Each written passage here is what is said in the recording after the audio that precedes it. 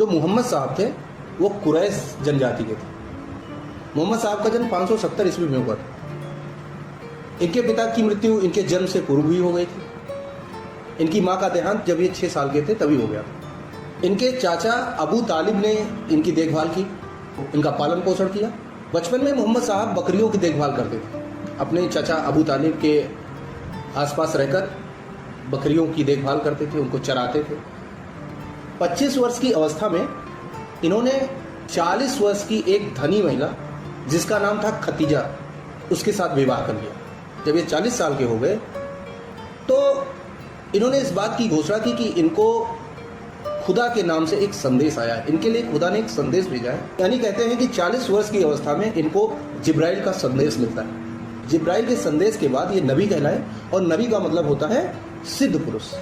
इनको रसूल भी कहा गया, जिसका मतलब होता है देवदूत। इन्होंने अरब में व्याप्त बुराइयों के ऊपर कड़ा प्रहार किया, जैसे मूर्ति पूजा, अंधविश्वास, इन सारी चीज़ों की घोर निंदा की और कहा कि ये सारी चीज़ें नहीं करनी चाहिए। यानी इससे पहले अरब में मूर्ति पूजा होती थी। इन्होंने इस्लाम के जो इस्लाम का आधार है एकेश्वरवाद, एक ही देवता की पूजा करना, सिर्फ अल्लाह को ईश्वर मानना, इसकी स्थापना की। तो इसके बाद सारे लोग जो इस्लाम के फॉलोअर थे वो सब एकेश्वरवाद में विश्वास करने लगे, यानी एक ही ईश्वर को मानते थे जिनको ये लोग अल्लाह कहते। 622 ईस्वी में मोहम्मद साहब मक्का को छोड़कर मदीना चले जाते हैं और इनके मदीना जाने को हिजरत कहा गया, यानी ये यहाँ से हिजर कर गए, मक्का से मदीना चले गए। अब मोहम्मद साहब मदीना में रह रहे थे। उसके बाद मदीना में कुरैशों का अटैक होता है, जबकि ये स्वयं कुरैश कबीला से थे, लेकिन ये मदीना जाते हैं तो उसके बाद कुरैश कबीले ने मदीना पर अटैक कर दिया और 3 प्रमुख युद्ध हुए, जिसमें बद्रा का युद्ध, उहूद का युद्ध और डिच का युद्ध। ये 3 बड़े ही इंपॉर्टेंट युद्ध हुए। इन युद्धों में मोहम्मद साहब को विजय मिली और मोहम्मद साहब का प्रभुत्व और भी ज़्यादा बढ़ गया, यानी मोहम्मद साहब उन कबीलों के शासक बन गए। बाद में कई ढेर सारी समस्याएं इनके सामने आई और 63 साल की उम्र में 632 ईस्वी में मोहम्मद साहब की मृत्यु हो गई। चूंकि मोहम्मद साहब ने कोई अपना उत्तराधिकारी नियुक्त नहीं किया था, इसलिए उनके उत्तराधिकार को लेकर लड़ाई शुरू हो जाती है कि मोहम्मद साहब के जाने के बाद अब कौन उनका उत्तराधिकारी बने। इनके मृत्यु के बाद खिलाफत का प्रारंभ होता है। खिलाफत मतलब खलीफा लोग, जिसमें अबू बकर पहले खलीफा थे और प्रमुख खलीफाओं में उमर, उस्मान और अली।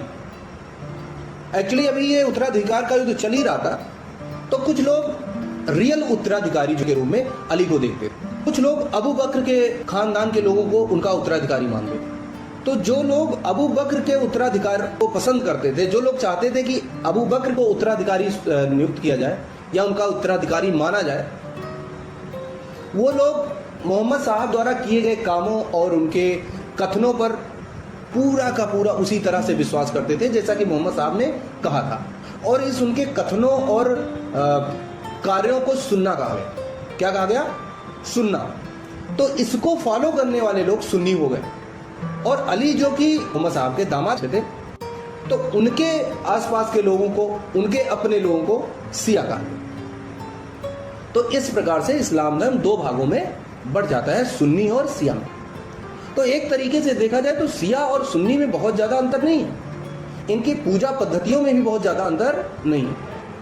लेकिन चूंकि उत्तराधिकार का युद्ध हुआ था, कुछ लोगों को लगता था कि वो मोहम्मद साहब के ज़्यादा करीबी हैं और कुछ लोगों को लगता था कि वो मोहम्मद साहब के ज़्यादा करीबी हैं। इसी बात को लेकर युद्ध शुरू होता और करबला के मैदान में जो अगले उत्तराधिकारी होते हैं, जो अगले शियाओं के उत्तराधिकारी होते हैं, हुसैन को करबला के युद्ध में मुआविया के लड़के यजीद ने मार दिया। इस तरीके से उन्हीं की याद में मुहर्रम मनाया जाता है, गमी के रूप में।